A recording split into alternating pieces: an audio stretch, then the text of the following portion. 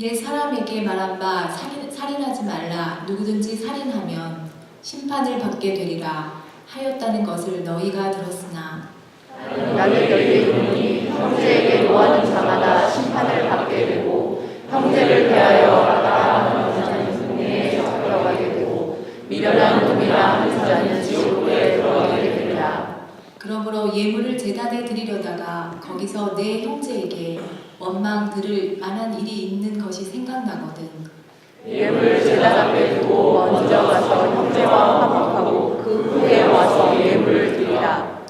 너를 고발하는 자와 함께 길에 있을 때에 깊이 사화하라. 그 고발하는 자가 너를 재판관에게 내어주고 재판관이 옥리에게 내어주어 옥에 가둘까 염려하라. 진실로 너희에게 이르노니 내가 한 푼이라도 남김없이 다 갚기 전에는 결코 거기서 나오지 못하리라. 아멘.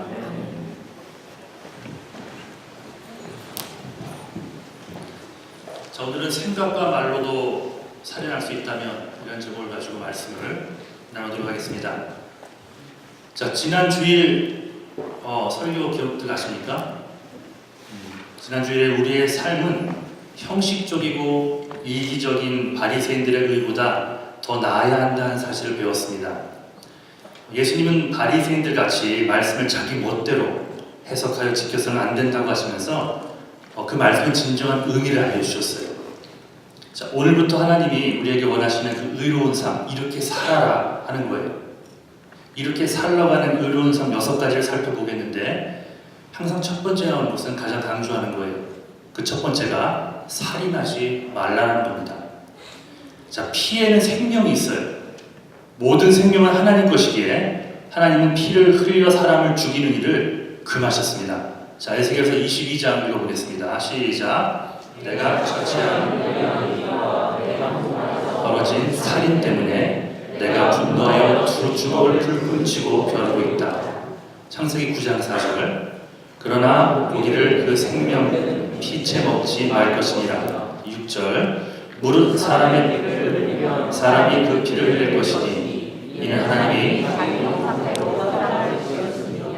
하나님은 한 생명도 소홀히 여기지 않으십니다. 선교지에서 죽어가는 선교사들의 죽음도 귀하지만 뉴욕의 어둡고 음침한 할렘 뒷골목에서 죽어가는 별 볼 일 없는 것 같은 자들의 생명도 하나님에게는 똑같이 귀합니다. 우리가 기억하는 바 다시 일어나지 말아야 할 살인 사건들이 참 많은 것 같습니다. 미국은 말할 것도 없고요. 지존파 살인 사건 여러분 아시죠? 1994년 5명의 그 살인자들, 저들은 그 연쇄 살인 사건이 세상에 알려졌습니다. 이들은 이유를 다 아시죠? 고급 승용차를 탄 사람들을 납치해서 엽기적으로 살인한 뒤에 그것을 불태워 소각시키고 심지어는 그 시신을 먹기까지 했습니다. 놀라운 것은 이런 이들을 위해서 특수 감옥, 그 다음에 소감로까지 준비했고 이러한 살인에 앞서 무작위 납치를 해서 살인 연습까지 했다는 거예요. 돈 있고 빽 있는 자들의 것을 빼앗고 그들을 죽인다가 그들의 행동 강령이었다라고 우리가 알고 있습니다. 유영철 연쇄 살인 사건도 여러분 아시죠? 유영철 11개월 동안 서울의 부유층 일가족 8명과 출장 마사지사 이런 종류의 비슷한 직업을 가진 여성 11명을 살해했던 사건입니다. 이유 씨는 강간과 간도 전과 14범이며 과거에 정신질환을 앓은 적이 있고 또 이혼 후에 여성과 부유층에 대한 증오심에서 이런 범행을 저질렀다고 합니다. 자, 이런 자들의 여러분의 생각은 어떻습니까? 딱 들으면 어떤 생각이 드십니까? 남의 일 같으십니까? 여러분 주변에서는 이런 일이 안 일어났습니까? 만일 여러분의 어머니나 여동생이나 혹은 오빠가 이 살인사건의 희생물이었다면 여러분 마음이 어떨 것 같습니까? 여러분의 자녀들이, 여러분을 사랑하는 아내, 남편이, 딸이, 아들이 이런 희생의 제물이었다면 여러분 마음이 어떨 것 같습니까? 생각하기도 싫어요. 찬수나 지혜나 조이, 아내 생각하기도 싫습니다. 무고한 생명을 앗아가고 평화로운 가정을 파괴시킨 이들은 희대의 파렴치인들이에요. 죽어 마땅한 뭐 인간 말종들이라고 할 수 있겠죠. 그런데 여러분, 오늘 이 시간 예수님이 우리에게 하시는 말씀에 한번 귀를 기울여 보십시오. 나는 살인을 안 했으니 살인자가 아닙니까? 말씀, 질문이 우습죠. 나는 살인 안 했어요. 당연히 살인자가 아니에요. 근데 정말 살인자가 아닙니까? 예수님은 너희들도 살인자라고 말씀하십니다. 예수님이 정의하는 그 살인은 단지 피를 흘리는 것뿐만이 아니라, 피를 흘리는 살인뿐만이 아니라 이런 것들까지 살인이라고 얘기합니다. 가족이나 이웃에게 화를 내거나 발끈하여 화를 내거나 욕을 하는 행위까지도 똑같은 살인이라고 말씀하십니다. 자, 마태복음 5장 21절 22절 다시 한번 읽어보겠습니다. 시작.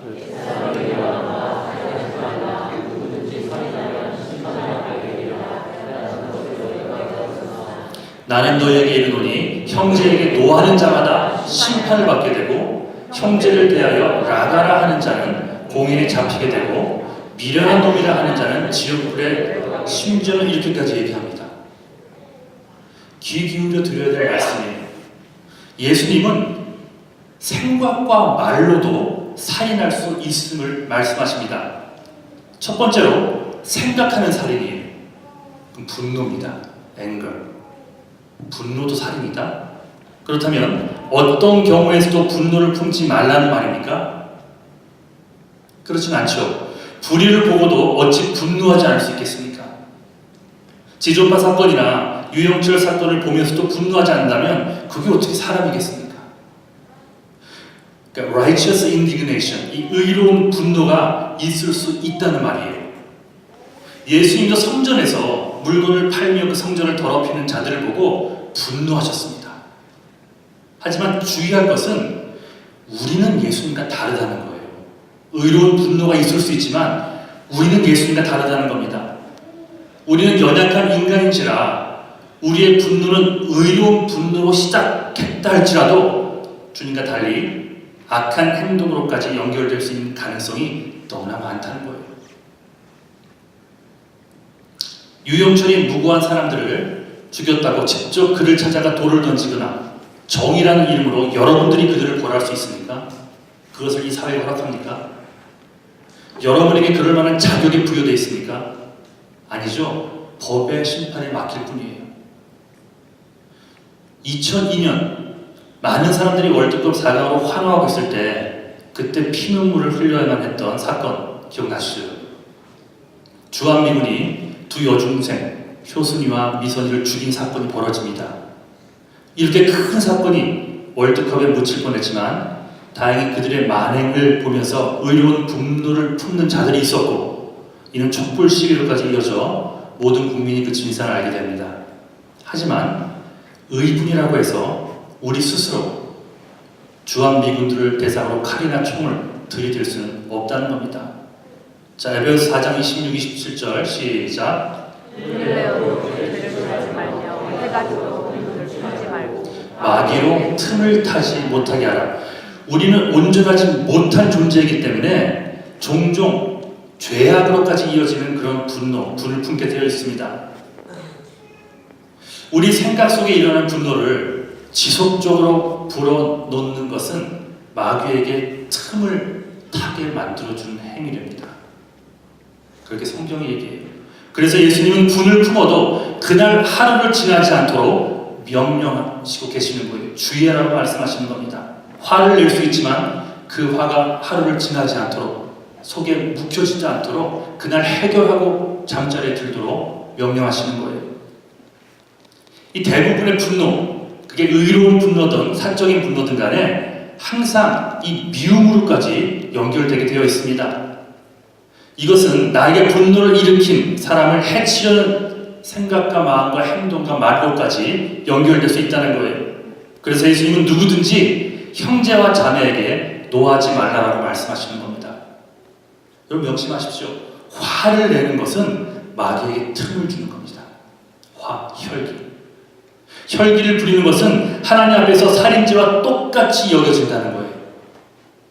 지금 예수님께서 너희는 이렇게 살아야 돼, 바리새인들보다 더 나은 의로 살아가야 돼 라고 말하면서 6가지 중에 첫 번째 말씀하시는 것이 이거예요. 미워하며 살지 말라는 거예요. 하나님의 일을 스탑해도 상관없습니다. 일단 이게 안 된다면 이거부터 해결해야 돼요. 노하는 것, 화를 내는 것, 하나님이 제일 싫어하는 일들 중에 하나입니다. 왜? 이게 마음으로부터 벌써 그를 죽인 것과 똑같기 때문입니다. 하나님은 중심을, 마음을 보시는 분이라 그랬어요. 그럼 여러분 매일 기도하되 하나님 오늘도 내가 분을 품지 않도록, 노를 품지 않도록 해달라고 기도하시고, 혹 순간 분노했다 할지라도 그 미움이 그날을 넘어가지 않도록 먼저 화해의 손을 내밀고 마음을 풀 수 있는 내가 될 수 있도록 여러분 기도하며 나가야 될 것입니다. 이게 분노에 대한 생각으로. 두 번째는 말로 하는 살인이에요. 그건 모욕적인 말들, 언행들, 모욕을 얘기하죠. insult. 형제 보고 라카라고 말하는 자, 22절에 이 라카라는 단어는 아람어로서 그 본래의 뜻이요 empty head입니다. 머리가 텅 빈. 여기서 남을 모욕하는 모든 종류의 욕을 지칭하는 뜻이 쓰입니다. stupid, foolish, blockhead, numbskull, 뭐 이런 등등의 단어들. 이것을 우리 정서에 빗대어서 말한다면 이런 말도 포함이 되겠죠. 쟤 좀 누가 안 데려가나, 없어졌으면 좋겠어. 이 모든 것들이 살인하지 말라는 그 10계명의 6번째 계명을 어기는 행동이라는 거예요. 자, 22절에 미련한 놈이라는 단어도 라가라는 단어와 라카라는 단어와 비슷한 의미입니다. 스투피드라는 단어. 여러분 스스로를 한번 돌아보십시오.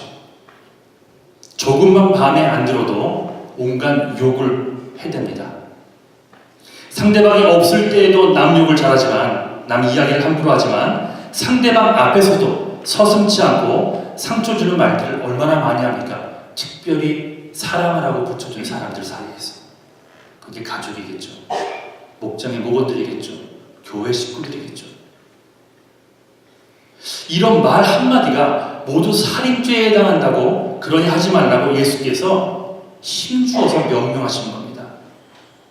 그러니 아무리 화가 나는 상황이라 할지라도 조리 있게 얘기는 할 수 있어야겠지만 그 남에게 상처가 되는 말은 하지 않아야 합니다. 그러니까 여러분이 쉽게 말하면 여러분이 듣기 싫은 말들은 여러분도 해서는 안 되는 거예요. 마음속에 분노가 상대방에 대한 모욕적인 이 언어로, 말로 표현되는 그 순간이야말로 우리는 마리에게 치명적인 틈을 주는 순간이 될 수 있음을 잊지 않기를 주님의 간절히 축원합니다. 그렇다면 살인, 즉 분노와 모욕의 이 결과는 뭘까요? 아주 심하게 성경이 얘기합니다. 예수님께서 심할 정도로 말씀하세요. 분노하는 자는 누구나 심판을 받는다고 말하고, 형제에게 모욕적인 말을 하는 이 라카나 미련한 놈이라고 말하는 자는 누구든지 심판되고 공회로 끌려갈 것이라는 말을 하고, 마지막에 무슨 말까지 합니까? 결국에는 지옥불에 들어간다라고까지 말씀하십니다. 너무한다는 생각이 들지 모르겠습니다. 하지만 예수님이 친히 하시는 말씀들이에요. 형제 자매에게 분노를 지속적으로 품거나 모욕적인 말을 퍼붓는 자들은 하나님 보시기에는 이 지존파 못지않는 살인범과 똑같다라는 것, 여러분 새겨 들으셔야 합니다. 그러니까 중심을 보시는 하나님이세요. 자, 사무엘상 16장 7절입니다. 자, 시작.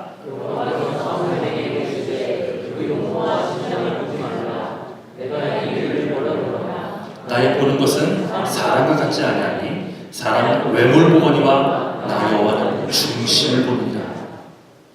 산상수훈에서 추구하는 의는 겉모습만의 변화가 아니라 속사람의 변화입니다. 그래서 그 속사람이 변한 외형의 변화는 오케이. 하지만 속사람 변화 없이 외형적이고 형식적인 변화만 있다, 하나님 안 받으십니다. 자, 그렇다면 살인하지 말라라는 말도 여기에 적용이 되는 거예요. 성경은 실수로 때로는 부지 중에 살인한 경우에 대해서는 도피성이라는 것을 말해 주셔서 그 성으로 피하면 진노를 피할 수 있도록 허락하셨습니다. 구약시대 때. 즉 살인하지 말라고 했을 때 부지 중에 실수로 범한 살인은 포함이 되지 않는다는 거예요. 다시 말하자면 10계명이 말하는 살인 금지 명령은 악한 의도를 품고 저지르는 살인과 연관이 있는 거죠. 예를 들어 살인하려 했으나 살인 미수에 그친 경우라면, 그런 마음은 들었지만 실행에 옮기지 않았다면 세상적으로는 살인죄를 면할지 몰라도 하나님 앞에서는 그렇지 않다라는 겁니다. 즉 하나님은 살인 그 자체보다는 살의, 즉 남을 죽이려 하는, 남을 해치려 하는 마음과 생각까지 보신다는 거예요. 그래서 우리의 마음을 애써 지키려 하셨습니다. 내가 진 재물, 쌓아놓았던 공적 이런 거 말고 무릇 지킬 만한 것보다 너의 그 마음과 생각을 지키라는 말씀하세요. 왜? 생명의 근원이 그 사람의 마음이 어떠하냐에 따라 결정이 되기 때문입니다. 잠언서 4장 23절 시작. 생명의 근원이 예수님이라. 요한일서 3장 15절. 그 형제를 미워하는 자마다 살인하는 자니 살인하는 자마다 영생이 그 속에 거하지 아니하는 것을 너희가 아는 바라. 그렇다면 왜 직접 사람을 죽이는 것만이 아니라 이렇게 마음속에 품게 되는 분노나 모욕까지도 왜 살인이라고 규정하셨을까? 그것은 인간이 조금만 잘못해도 벌을 주기 위함이 아니라 인간을 사랑하기 때문입니다. 우리를 사랑하기 때문에 이런 명령을 주신 거예요. 분노는 그 분노를 품는 자까지도 병들게 만듭니다. 아시는 거예요, 하나님께서는. 동시에 모욕적인 말과 행동은 그 사람들을 병들게 만들고 서로가 상처를 주고 상처받는 것을 주님께서는 못 견뎌 하십니다. 주님께서는 실패나 실수하는 것을 용납하지 않는 분이 아니에요. 그건 오케이. 열심히 하려다가 실패한 거 실수도 할 수 있어요. 그러나 그 이전에 하나님의 일들을 한다는 사람들, 그런 사람들마저도 서로가 상처를 주고 상처받는 그 상황들을 하나님께서는 못 견뎌 하십니다. 예수님은 당신의 생명을 거저주시면서까지 우리 모두를 사랑하셨어요. 예수 믿는 자만 사랑하셔서가 아니라 이 세상 모든 사람들을 사랑하셔서 당신의 생명을 주신 것입니다. 이제 그리스도 안에서 새 생명을 얻은 우리들의 모습은 여러분 변해야만 합니다. 구원받은 우리들이 이루어야 될 그 의, 그 첫 번째 의, 그것이 바로 오늘 말씀드리는 오늘 본문의 말씀, 살인하지 말라, 미워하지 말라는 것입니다. 형제와 자매에게 분노하지 말라. 혹 화를 품더라도 하루를 넘기지 않도록 하라. 또한 모욕적인 언행을 그만하라. 여지껏 생각이 다른 교우들, 청년들을 향해서 분노하고 모욕을 주며 살아왔으니까 그게 눈앞에서든 아니면 그 사람이 없는 데서든 그 남 얘기 함부로 하는 얘기들이 다 포함이 됩니다. 사랑하라고 허락하셨어요. 누구를요? 아내를요, 남편을요, 그리고 자녀들에게 하나님께서 사랑을 주라고 허락하셨는데 이들에게 말할 수 없는 상처를 주며 살아오진 않았는지, 반대로 가슴속에 지워지지 않는 상처를 주었다는 이유로 그게 합당하니까 나도 여러 가지 모습으로 누군가를 미워하고 살아오진 않았습니까? 그렇다면 이 모든 죄를 오늘 이 순간 여러분 고백하셔야 됩니다. 인정하시고 회개하셔야 됩니다. 요한일서 1장 9절. 자, 시작. 만일 우리가 우리 죄를 고백하면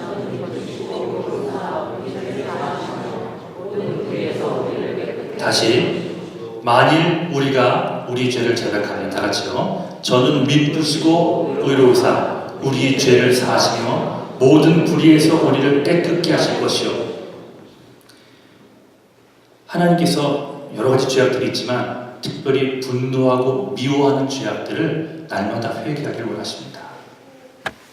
형제들에게 수특빛, 라카, 미련하다 라고 얘기만 해도요, 그 사람이 지옥이라고 했다면 너무하신 거 아니에요? 라고 아니라 하나님께서 얼마나 남들에 대해서 함부로 얘기하는 이것을, 그래서 분노하는 이 모습을 하나님이 얼마나 싫어하시는지 그 행간을 읽어야 됩니다. 아, 정말 싫어하시는구나. 내가 하나님의 일을 하다가 실패하는 것, 그거 말고 정말 서로 미워하고 분노하고 남의 얘기를 함부로 하는 이런 모습들을 하나님이 이토록 싫어하시는구나. 이거를 깨달아야 돼요. 이것만 회복돼도요, 예수께 돌아올 사람들은 너무나 많습니다. 예수 믿는 우리의 모습들이 그렇지 못한 거예요. 딱 밖에서 봐도 서로 싸우는 모습만 보이는 거예요. 그러니 이 모습이 회복이 된다면, 알면서도 용서해주고 알면서도 기다려주고 알면서도 한 번 더 품어준다는 이 모습들이 세상 밖에서도 보인다면 돌아올 잃어버린 영혼들은 너무나 많다는 것입니다. 그리고 이제부터 분노가 치밀어 올라올 때마다 주께서 여러분에게 베푼 용서와 사랑의 손길이 어떠한 것이었는지를 기억하며 사십시오. 압니다. 생각만 해도 더럽고 추악한 말들이 올라오게 만드는 부류의 사람들이 있어요. 자, 한 5초만 떠올려보세요. 여러분 마음속에 여러분이 힘들어하고 여러분이 이름만 떠올려도 치를 떠는 그런 사람들, 그게 남편과 아내가 안 되길 원합니다. 예, 뭐 그럴 수도 있겠지만 살아오면서 했던 그런 수많은 사람들을 생각해 보십시오. 그런 부류의 사람들이 있어요. 하지만 바로 그 순간입니다. 그런 사람들을 만났을 때, 그런 사람들의 과거 행적이 기억날 때, 바로 그 순간 여러분이 잘못했을 때에도 인내하시고 기다려주신 예수님의 사랑을 기억하십시오. 여러분이 어떤 사랑을 받았는지를 기억하십시오. 내게 조건 없는 사랑과 용서를 베푸신 주님을 기억하십시오. 그 용서를 여러분이 받고 산다면 내 앞에서도요, 용서받지 못할 죄는 없는 겁니다. 주님께서 나를 참아주셨다면 나도 마땅히 그들을 참아줘야 하는 것은 이건 당연한 일입니다. 요한일서 3장 16절 시작. 그가 우리를 위하여 우리도 형제들을 위하여 목숨을 버려줄래?가 아니죠. 내가 간절히 원하니 너희들도 이렇게 살아줄래? 이게 아니에요. 이렇게 형제 자매를 위해서 심지어는 목숨까지 버리는 것은 마땅하다는 겁니다. 예수를 전하기 위해 여러분의 시간과 물질과 자존심을 포기하는 것은 마땅한 거라고 말씀하십니다. 형제자매를 위해 목숨을 버리는 것도 마땅하다 했거늘 분노를 누그러뜨리고 모욕적인 행동을 참는 것을 어찌 억울하다 할 수 있겠습니까? 명심하십시오.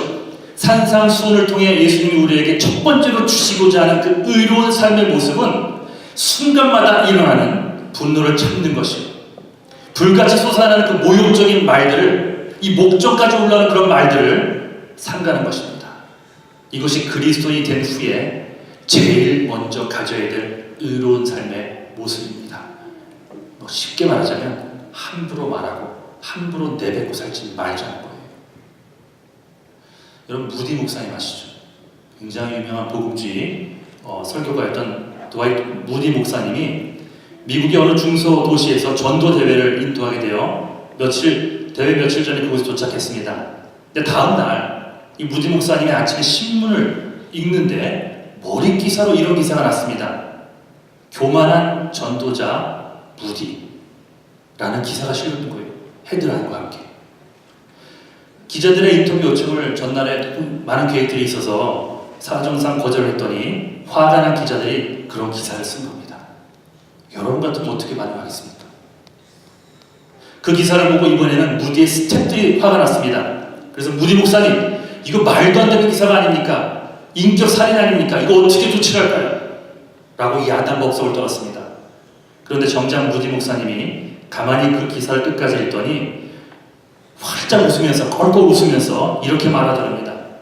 이 사람들이 아직 나를 잘 모르는 것 같네. 나는 이 기사보다 훨씬 더 교만한 사람인데 이만하면 잘 써준 것 아닌가? 여러분, 이건 하나님께서 우리에게 겸손하라고 말씀하시는 사인 같습니다. 좀 더 겸손한 우리의 사역이 되기 위해 오늘 다 같이 기도합시다 하고 기도를 이끌었대요. 화내고 분노한 것이 아니라. 무디가 참을 수 있었던 근거는 여러분, 합리적인 그런 상황을 합리적으로 대처하면서 말한 게 아니에요. 그가 참을 수 있었던 근거는 바로 자신을 사랑하심, 자신을 조건 없이 용서하심, 자신을 참아주신 예수님에 대한 분명한 믿음이 있었기 때문입니다.